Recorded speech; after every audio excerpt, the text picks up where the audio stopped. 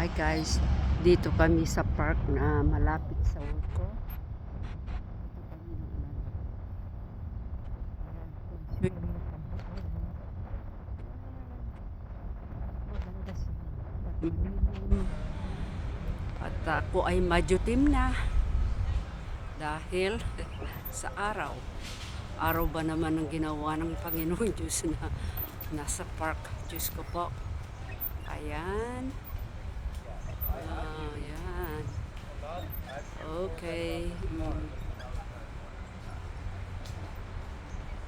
Hindi ko lang alam kung anong pangalan nitong park na ito. Ayan no, lalaki ng mga puno. Nag-i-enjoy kami kasi araw, summer. At malapit na naman po kaming mag-jacket. Kaya samantalahin.